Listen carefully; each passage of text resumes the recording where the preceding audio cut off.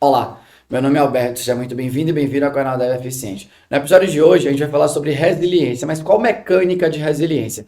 Vai ser o lance de hit rise e idempotência, porque se você está preparando uma API que vai ser usada por qualquer tipo de cliente e você quer que essa API suporte retentativas, você precisa implementar uma política de idempotência ali para que você não reprocesse operações que não deveriam ser reprocessadas, por exemplo, processar um pagamento 2, 3, 4 vezes. Aí, beleza? Então, basicamente é isso que eu vou mostrar. Vai ter bastante código. Por quê? Porque eu implementei a minha versão aqui de idempotência, aqui versão inicial, obviamente, mas achei que ficou minimamente interessante para demonstrar aí o conceito e para mostrar uma coisa ou outra do Java com Spring e de características legais ali, né, que o Spring fornece para possibilitar você implementar isso aí do seu lado. Por que que eu implementei? Primeiro que mesmo que eu tivesse encontrado algo já pronto, eu teria implementado, que eu queria explorar bastante o código, explorar as possibilidades e tudo mais. Mas eu não encontrei algo pensando em HTTP, né, super pronto aí para idempotência no Spring. Pode ser que eu tenha simplesmente procurado mal. Beleza? Então vai ter bastante código que eu considero até interessante, né? Que vai ter metaprogramação, vai ter um pouquinho de reflection ali, vai ter código que prioriza, obviamente, ali coesão, então tem uma situação legal para mostrar de coesão, e vai ter o conceito de idempotência implementado, tá bom? Então fica junto aqui que vai ter bastante coisa. Só para falar aqui, né, por que que você precisa, se você está realmente construindo uma API que quer suportar retentativas e tudo mais, por que que é importante? Pensa nesses gateways de pagamento que fornecem APIs para você se integrar com eles. Pode ser PayPal, pode ser Stripe, pode ser Adyen, você escolhe. Aí, beleza? Então, eles fornecem lá, né, um endpoint que você pode acessar com as suas credenciais ali, e aí você pode processar um pagamento do valor que você entender que tem que processar aí. E aí, essa empresa cliente, essa API cliente que vai consumir o serviço da Stripe, da Adyen, ou algo do gênero, imagina que tem uma política de retry e tenta fazer essa chamada, né? Imagina que deu timeout. Você fez uma chamada lá para a Stripe e aí você configurou um timeout ali, né? Muito severo, curto e tal no seu cliente, no seu código aí que está chamando a API da Stripe e estourou o timeout. Só que estourou o timeout e a Stripe processou o pagamento. Simplesmente demorou só de voltar ali a resposta, por exemplo, beleza? Se você chamar de novo por conta da sua política de retry, a Stripe, obviamente, não pode processar o pagamento, beleza? Então, é aí que entra o lance da idempotência. Então, o conceito básico aí, né, de idempotência é que se você chamar uma mesma função duas vezes, com os mesmos parâmetros, ela deve retornar para você o mesmo resultado.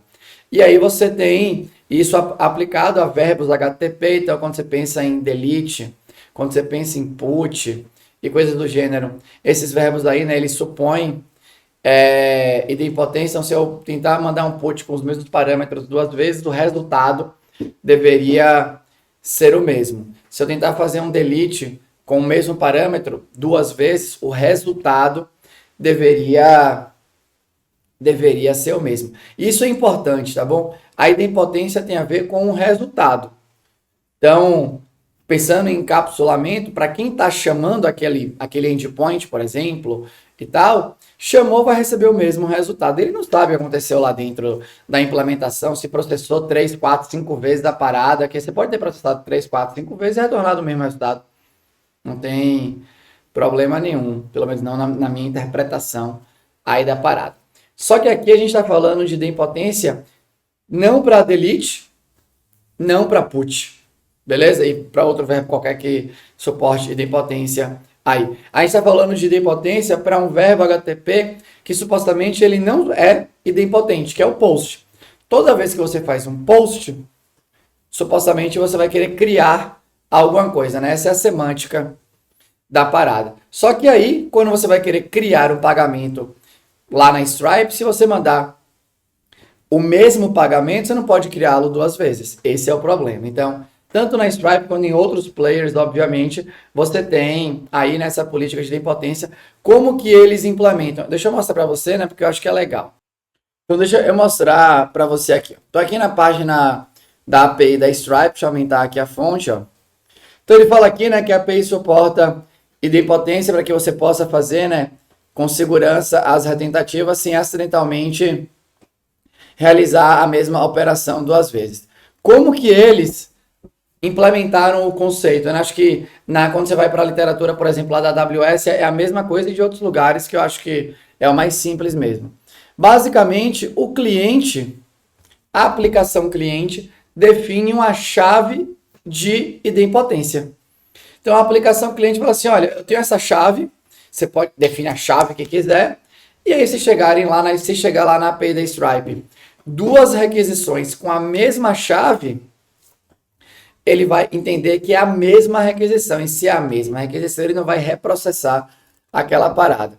Então ele fala aqui, ó, que o Stripe idempotency, sei lá como é que pronuncia, works by saving the resulting status code in the body, né, of the first request made for any given idempotency key. Então, basicamente, ele salva o status que foi gerado e salva o corpo ali. E aqui, né, a dele é até mais pro, né? A minha não chegou nesse nível, obviamente, aqui, né? Afinal de contas, é Stripe que a gente tá falando. Mas ele bota aqui, ó. A idempotência vai ser sustentada, inclusive, se a operação tiver gerado um status 500. E por isso que ele fala aqui que ele salva o status. Então, ele salva aqui, ó, o status. Então, se você mandar a mesma chave da segunda vez, imagina que você está na sua política de retry, você está com a chave, na primeira request, retornou 500. A partir o seu retry não vai servir mais de nada.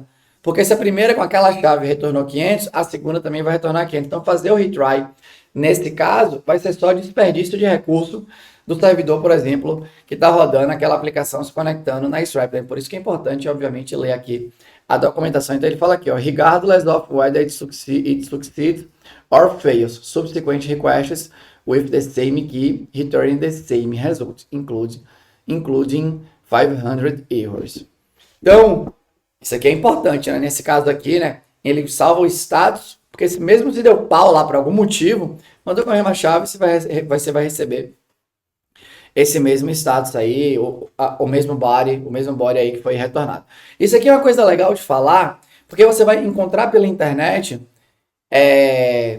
posts de blog, e aqui acho que é mais como cada um como cada serviço quer lidar, né? Você vai encontrar posts de blog onde a idempotência acontece no sentido de não regerar a alteração no servidor. Mas o retorno entre a primeira e a segunda requisição são diferentes. Então, por exemplo, você vai encontrar uma linha que é primeira requisição, fez o que tinha que fazer, retornou, sei lá, 201 como status, criou um troço lá, ou retornou 200. Já na segunda requisição, retorna um outro status dizendo assim, olha, eu já criei isso. Eu vi um texto aqui na internet que retornava um status HTTP que falava de conflito, né, o 409, se eu não me engano, ou algo do gênero. Esse é um approach também. Assim, eu sou zero conectado fortemente com a semântica da parada, se a semântica não servir como eu preciso que me sirva. Beleza? Então, semanticamente falando, quando você pensa em idempotência, o resultado tem que ser o mesmo. Se você troca o status, o resultado já não é mais o mesmo ali. Se fosse só isso, eu ligava pouco, beleza? Mas, de tudo que eu já experimentei e já li, pelo menos para mim, faz muito sentido retornar o mesmo resultado. Porque do ponto de vista do cliente, da aplicação cliente, ela vai operar basicamente igual. Eu chamei 2, 3, 4 vezes, retornou o status aqui, beleza, tá? A parada tá criada, eu vou seguir meu jogo aqui.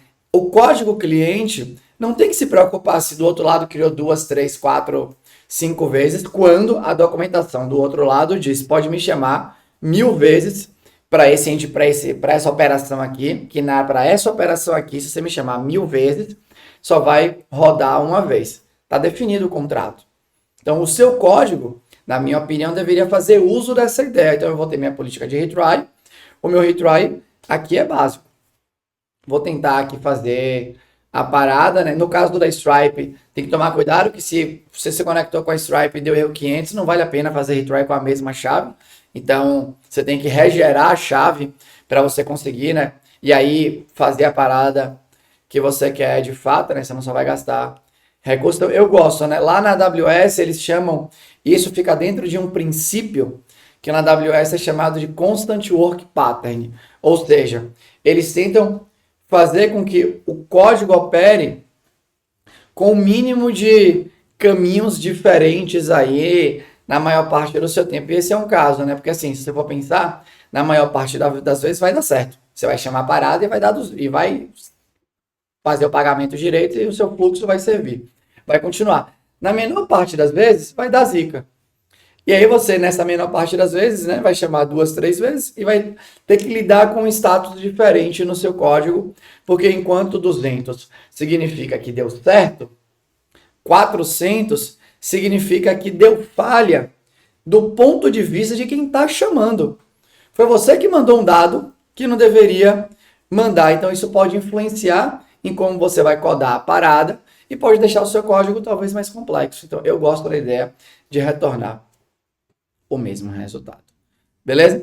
Então, caramba, já falei aqui 11 minutos e não mostrei o código, né? Se você tá aqui ainda, é porque você realmente gosta de mim. Porque eu não mostrei o código da parada até agora. Deixa eu mostrar o código de como foi que eu implementei. Então, eu implementei, obviamente, usando aqui a stack do Spring, que é onde eu me sinto mais confortável, tá bom? E, basicamente, como é que foi aqui, né? Como foi que eu fiz, eu já mostro para você. Pensando, são 3 elementos aqui que eu acho que eu consigo separar, né? Quando eu olho para a implementação final aqui. Então eu tenho 2 elementos que são intimamente conectados com usar idempotência no contexto de HTTP. E eu tenho uma outra parte aqui que é o código que eu isolei de propósito porque eu queria reaproveitar essa lógica de idempotência para poder, por exemplo, fazer a mesma parada numa fila que vai receber, né, algum tipo de mensagem, reprocessar coisas e tudo mais. Então, eu queria fazer a mesma coisa. Então, eu peguei o miolo da parada, né, o core da parada, isolei e aí isso ficou reutilizável entre locais diferentes que precisam de idempotência. Então, aqui estão os elementos.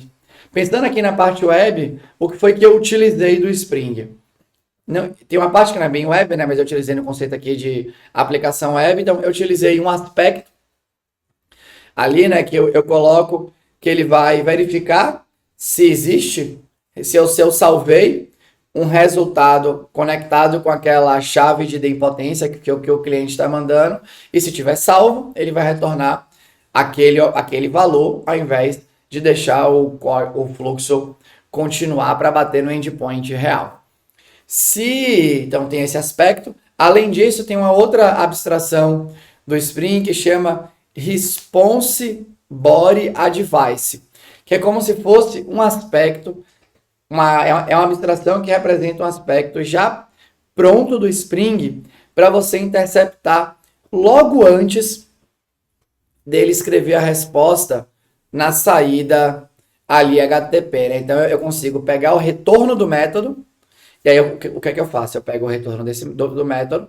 Se essa requisição passou um ID de idempotência, eu vou pegar o retorno desse método, vou salvar essa parada como um JSON, aqui foi a minha implementação inicial, salvo como um JSON e aí depois sigo o fluxo aqui. Beleza? Então é esse o código que eu vou mostrar para você. Calma lá. Então, aqui, ó. Aqui é o meu... Não é esse daqui? É esse daqui, idempotência. Então tá aparecendo aí, né? Deixa eu só fechar aqui.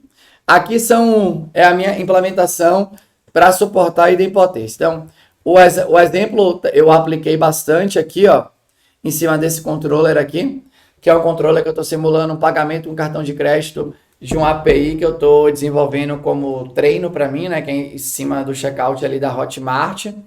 Beleza?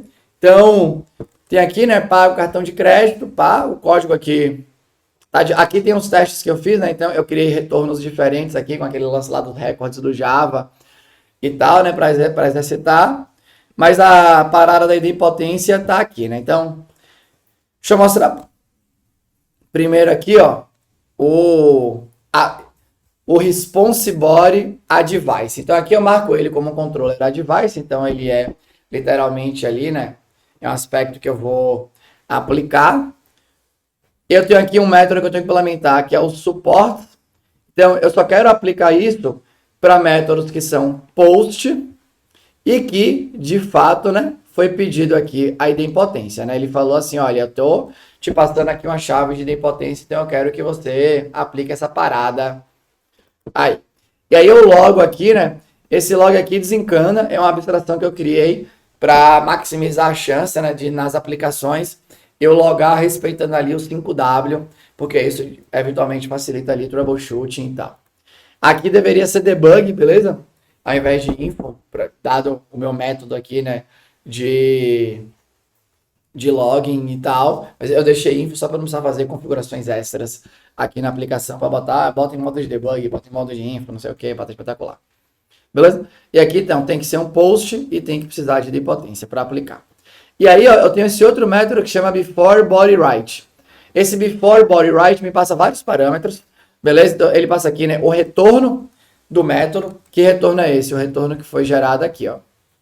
É que o nome da minha classe aqui chamou retorno, mas pensa que é o retorno do método, só para você não se confundir. Aí ele passa aqui, né, informações sobre o tipo de retorno. Ele passa aqui o tipo de media type que foi selecionado, né, para gerar o retorno final. Passa aqui a classe que foi o converter que foi selecionado. E talvez eu pudesse usar esse converter aqui ou algo do gênero. Talvez eu pudesse usar, para ser sincero. Não usei. E aqui ele passa a request e a response. Aqui são abstrações do próprio Spring. E eu confesso que eu achei essas interfaces muito restritivas e para o meu caso aqui não serviu muito. Beleza? Então o que eu vou fazer aqui, ó? Eu vou pegar a chave de idempotência, porque eu sei que tem essa chave, né? Porque ele passou aqui pelo método de filtro. E aí eu vou salvar aqui, né? Então eu queria aqui, né? Lembra que eu falei que eu isolei o código que de fato faz a parada? É esse meu idempotency value persister aqui. Aqui eu escrevi o código meio que em inglês, escrevi em inglês aqui, porque eu quis tudo que é essa parte aqui de idempotência, já que isso é uma coisa que é completamente desconectada, né, com o negócio que eu estou tentando resolver. Eu posso depois querer compartilhar esse código no meu GitHub, ou coisa do gênero. Já está em inglês, que aí tem, enfim, né, pode alcançar mais pessoas e tal. E aí uma coisa que eu acho que é legal aqui, né, é que eu gosto de separar bem detalhes que, na minha opinião, são de lógica da aplicação de negócio, com decisões que são tomadas pelo local que está usando a minha lógica. Então, por que eu já não coloquei o controle transacional dentro do persister? Porque aí isso aqui é uma linha que eu sigo, é uma interpretação minha de como fazer um código que, na minha opinião, facilita a manutenção. E aí, obviamente, né? Aqui eu confesso que eu nem li em tantos lugares isso, eu nem lembro aonde eu li ou se eu li em algum lugar, é uma interpretação minha. Fala assim, o escopo da transação, quem decide é quem está chamando a parada. Você pode pensar, né, que, por exemplo, numa aplicação que usa uma estrutura em camada padrão, ali, né, você tem um service, geralmente é o service que decide o escopo da transação. Então, eu acho isso uma boa prática. Quem está utilizando as operações decide como quer juntar aquelas operações, qual que é a extensão da transação, como quer separar as transações e por aí vai. Então, acho que essa é uma divisão de responsabilidade que, na minha opinião, faz sentido. Beleza? Uma outra coisa que eu poderia ter feito aqui, né? Deixa eu ver se eu tenho isso pronto aqui. Eu acho que eu não tenho aqui, mas imagina aqui, né, que eu falo assim, pô, eu não quero atrasar em qualquer número de milissegundos a resposta, eu quero minimizar o impacto dessa tratativa de idempotência no fluxo natural aí da aplicação. Eu poderia aqui ter criado aqui uma outra abstração minha, que eu já criei em outros lugares, que é o executa async aqui, né? Então, podia ser aqui, ó, executa, aqui ele receberia um runnable qualquer, e eu poderia botar, ó, essa transação para executar num contexto assíncrono. Mas, pô, então por que você não bota já o execute do idempotency, value e persistent para ser executado assíncrono? Porque, de novo, né?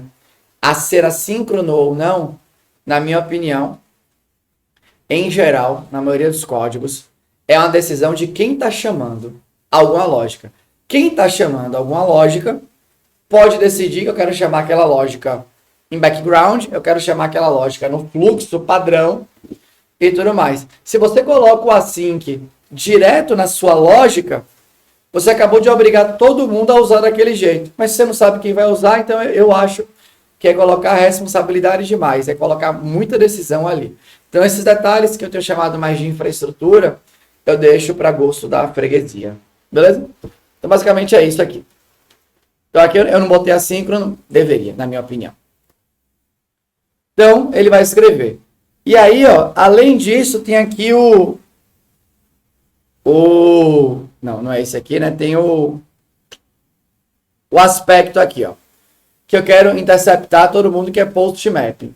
Então aqui eu falo, eu quero around todo mundo que é REST controller e tá anotado com post map, que não é desencana. Ele me passa aqui, né, o proceeding join point, que é basicamente o fluxo que a aplicação deve seguir. Aí aqui acho que também tem coisas que são legais. Eu pego aqui o header e pode ser que esse header seja nulo. Aí o que foi que eu fiz aqui na minha API aqui, né, no Finder? Eu fiz o meu método aceitar um parâmetro nulo. Em geral, passar nulo como parâmetro, eu considero uma péssima prática. Eu continuo considerando, né?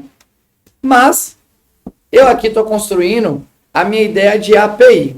E eu, como uma pessoa que está construindo a API, quando eu penso no design da API, transcenda o lance de... Tá chovendo atrás, né? Deixa eu só fechar aqui a porta.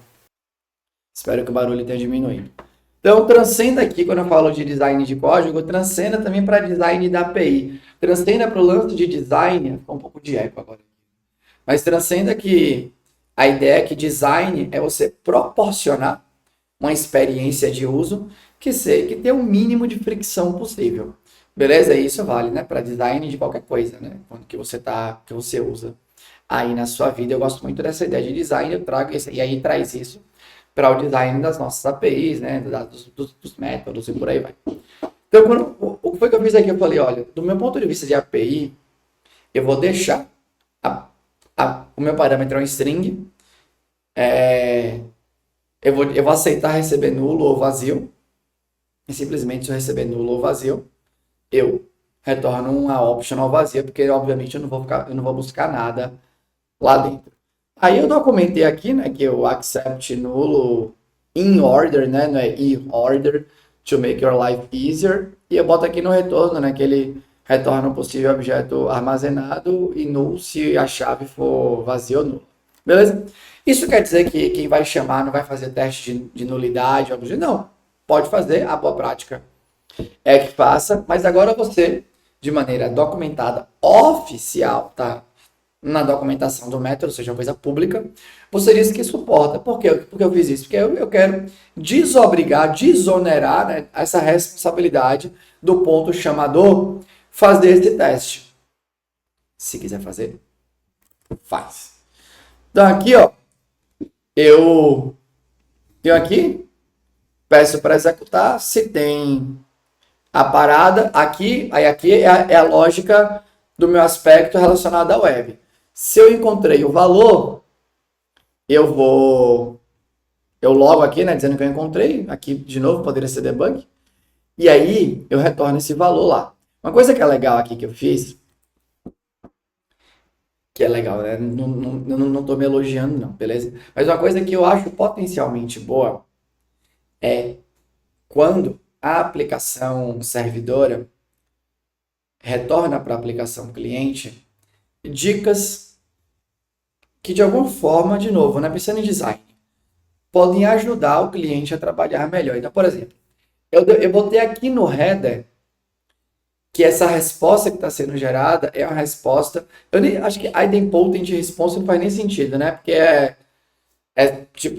node response ou algo do gênero, que é uma resposta antiga. Beleza? Mas por que eu falei isso? Porque lá na aplicação cliente, se a aplicação cliente quiser, ela pode logar respostas que foram geradas por conta que foram recebidas de operações que foram duplicadas, triplicadas. Porque, sei lá, isso pode ser um sinal que alguma coisa não está funcionando muito bem, sei lá o quê. Aí, por exemplo, na API da Stripe, quando você... Isso é muito legal, né? Na API da Stripe, quando você acessa o endpoint, se eu não me engano, esse endpoint retorna no header que se ele é idempotente ou não. Ou seja, olha o que pode acontecer, né? Se você for um cliente, uma aplicação cliente que olha para os detalhes. Você pode ter se você vai na documentação da Stripe, você sabe que tem esse header. Você pode logar esse header para todas as aquisições que você faz para a Stripe. E aí, enquanto está false, quando você tem, né, um chaveamento, né? Então imagina que você está logando e nunca tem. Quando passa a ter, isso pode disparar alguma trigger no seu sistema de monitoramento dizendo assim, olha, tem uma API agora da Stripe que ela é idempotente. Vocês agora aqui nesse lugar podem implementar uma política de retry que vai ficar bom. Ou seja, o cliente consegue se adaptar dinamicamente a mudanças que acontecem no servidor. Nesse meu caso aqui, né, não é uma ideia, não é para isso, mas é muito mais para o monitoramento da aplicação cliente, né, para observabilidade, mas monitoramento que ela está observando, caramba, a gente está usando muita, está gerando, né, muito retry. Será que tem uma coisa que eu posso fazer para gerar menos retry? Não sei, será que eu estou chamando em alguma situação que está equivocada ou algo do gênero? Eu gosto, acho que a inspiração da Stripe nisso, né? Mas a minha é muito quando a gente pensa em REST padrão, além das integrações. Quando você pensa nos cabeçalhos padrões do HTTP de resposta, tem cabeçalho que diz assim, olha, essa resposta que eu estou te dando, isso está lá, né, no REST. Pode ficar, não a parte do HTTP, mas a ideia de cache. Isso pode, e por isso que está no HTTP, né? Essa resposta que eu estou te dando pode ficar cacheada pelos próximos, sei lá, 5 dias. Esse header pode ou não aparecer na resposta. Pode não aparecer agora, mas pode aparecer daqui a 2 meses. E se a sua aplicação cliente está observando isso o tempo inteiro, ela pode se adaptar e você pode colocar um cache num lugar, porque a partir daquele momento, o servidor diz, isso daqui pode ser cacheado. Então, eu gosto de dar de novo, né, essas informações para o cliente, porque eu acho que permite que ele opere de maneira mais interessante. Então aqui eu seto a parada e tá tudo certo. Se não tem, né, se eu não consigo achar o valor, primeiro, né, se não tem a chave de idempotência aqui, né, se eu não consigo achar nada, aí simplesmente ele segue o fluxo normal e tal. Então aqui qualquer coisa, né, essa classe aqui, ó, a idempotence value persist, ela é reaproveitável no contexto, por exemplo, de fila ou tópico ou algo do gênero, né? Fiz lá a parada, salvo, e antes de salvar, né, eu consigo, por exemplo, também utilizar a minha idempotence value finder aqui. Então eu consigo descobrir e persistir aqui a parada, né? Podia ser, né? Percebe que eles compartilham aqui, aqui eu uso a mesma dependência, então eu poderia até ter utilizado uma classe só para abstrair isso aqui, né? Já separei em 2 aqui, eu acho que eu exagerei, olhando aqui o código, né, falando aqui com você e tal, acho que exagerei, beleza? Mas são 2 classes que podem ser utilizadas em qualquer contexto. Então, na fila, eu poderia fazer o que antes de executar? Chegou os parâmetros da fila, eu vejo se na mensagem tem uma chave de idempotência, se tem, eu tento buscar, se não tem, eu executo, salvo a parada e tá pronto. Inclusive, né, no Spring Enterprise, blá blá blá, já tem essa parte de idempotência implementada lá dentro. Você poderia utilizar. Eu imaginei que tinha uma coisa para web, talvez tenha, e eu que não tenha achado. Então, deixa eu só mostrar agora aqui, né, a parada funcionando. Então vamos nessa aqui, ó. O servidor tá rodando. Deixa eu acessar aqui, ó, o Insônia. Aqui, eu tenho aqui, ó, esse endpoints meu aqui que eu vou processar um pagamento. Beleza? Eu botei aqui, ó. Vou botar aqui uma chave nova aqui de idempotência e vou salvar. Aí tá aqui. Ele me disse que salvou, né? Retornou aqui a parada. Aqui, ó, no header não tem nada. Beleza? E se eu vier aqui, ó, ele logou o bagulho aqui, né? Tá deixando o request fluir. Ai, caramba, deixa eu mostrar o código. Ele logou aqui, ó. Então, post mapping aspect execute, tá deixando o request fluir. A chave vai ser essa. Deixa eu ver se ele vai rodar aqui, ó.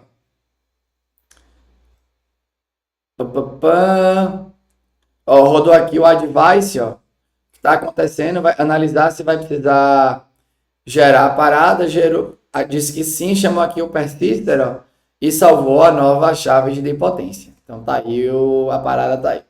Então quer dizer que se eu acessar a parada aqui de novo, né? Ele me retornou e no header ele me disse aqui, ó, que essa resposta foi uma resposta que já tinha sido gerada previamente, beleza? Então basicamente esse foi o fluxo, né? Óbvio aqui, acho que tem vários corner cases. Uma parada que eu não mostrei, né? Mas que era aqui, né? Que é importante. Aqui no meu idempotency key pair, aqui tem um detalhe que é legal de coesão e de metaprogramação, as duas coisas aqui. Então a primeira é o seguinte, percebe que aqui dentro, né, na hora que eu vou, aqui eu preciso mostrar o aspecto aqui, calma lá. Não é esse daqui, esse daqui. Aqui, o retorno desse método aqui, né, do meu aspecto, tem que ser um retorno que ele é compatível com o retorno do método que seria chamado caso chegasse lá, né? Então, qual que é o retorno que está aqui? Ó? É retorno 2. Então, quer dizer que aqui eu preciso retornar um retorno 2 ou um objeto de uma classe que fosse filha de retorno 2. Beleza? Então, na hora que eu salvo o primeiro retorno, eu gero um JSON daquele retorno, então eu tenho essa restrição no meu código aqui nesse momento, né? O retorno tem que ser um objeto que ele é serializável para JSON, então eu gero essa parada lá. Só que na hora que eu vou desserializar para retornar a parada que foi salva, eu preciso reconstruir o objeto daquela determinada classe.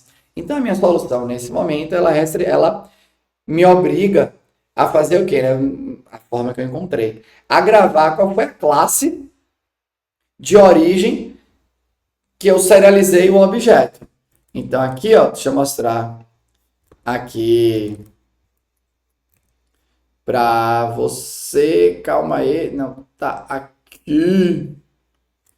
Tá aqui, ó. Deixa eu trocar aqui de navegador, de aba aqui para mostrar. Aqui, ó. Então, aqui no H2, no console aqui do H2, né, do banco de memória, percebe que eu gravo aqui a classe. Ó. Porque aí na hora que eu vou pegar o objeto e deserializar, eu preciso pegar esse JSON e criar um objeto do tipo retorno 2, aquele dólar ali, né, porque está como classe interna a parada. Então, o que é legal aqui? Deixa eu mostrar aqui para você. Eu gravo aqui, né, o valor e a classe para poder operar. Quando você pensa em coesão, um código que poderia aparecer era do lado de fora aqui, ó, aqui no meu aspecto, eu poderia vir e fazer o quê? Aqui, ó, opa, eu dou aqui, aqui, mais aqui, eu tinha aqui. Percebe que ao invés de chamar aqui o método de serialize, eu poderia fazer o quê? Um per.getValue e per.getClass, e aí faria o código aqui, né, para reconstruir o objeto. Só que o class, a classe e o valor são atributos da minha classe idempotency key pair. E aí, né, quando você pensa, lembra sempre. Em orientação a objeto, né, a linguagem que você está utilizando, ela foi criada para possibilitar você colocar esses comportamentos, ou seja, essas funções que fazem uso desses valores, que são os atributos, ele permite você colocar uma coisa perto da outra. Esse foi um dos motivos dessas linguagens terem sido criadas, e eu acho que tentar ser coeso te dá muitos benefícios, né? Facilita a testabilidade, né? Reuso e tudo de graça, sem você precisar fazer nada a mais. Eu particularmente gosto bastante da prática. Então, eu vim aqui e criei o método de serialize, que eu carrego a classe para a memória, né? Utilizando aqui o class loader em questão, carrego essa classe, aí eu tenho uma classe minha, eu tenho uma função, né? Que ela é estática, porque ela simplesmente recebe uma entrada e sai e tem uma saída, não depende de nada, de nenhum atributo e tal. Que eu dou o quê? Eu dou o JSON de entrada e falo de serializa para essa classe aqui, aí ele me retorna a parada. Então aqui é uma coisa que é legal, uma característica, enfim, um detalhe de programação em si, orientado a objeto, que também apareceu aqui. Então percebe que eu gosto muito desse tipo de treino, porque eu acho que realmente se assemelha muito ao dia a dia, né? Eu usei o conceito de idempotência, que eu vou utilizar no meu dia a dia, mas ele está misturado numa aplicação web. Aí eu implementei a parada aqui, só que aí eu também tive que usar conceitos de coesão, porque de novo as coisas aparecem no dia a dia de maneira combinada. Beleza? Mas basicamente é isso, né? Então a gente falou hoje aqui de coesão, de resiliência, utilizando mecânica de retry, explicando por que a gente precisa ser idempotente, que o serviço precisa ser idempotente quando ele aceita, né, ali retries, um mecanismo de você implementar a idempotência, que é deixando o cliente, né, a aplicação cliente, passar a chave, e como você poderia implementar isso aí no seu trabalho, e por aí vai. E se você conhecer uma implementação pronta disso, robusta, mais robusta e tal, por favor, não deixe de colocar aqui nos comentários, né? Dá para mexer bastante ali, a gente poderia colocar, né, o local onde vai ser persistido as informações, poderia ser flexível, pode ser banco de dados, poderia ser uma implementação dessas de serviço que é mais utilizado para acesso rápido, como um Redis ou algo do gênero, poderia ser só em memória e tudo mais. Então são coisas que podem ser implementadas ali. Beleza? Mas basicamente é isso. Se você gostou, deixa um comentário aqui. Se você não gostou, deixa um comentário construtivo. Deixa aqui com a educação, porque eu vou ter o maior prazer em responder. Mas era isso.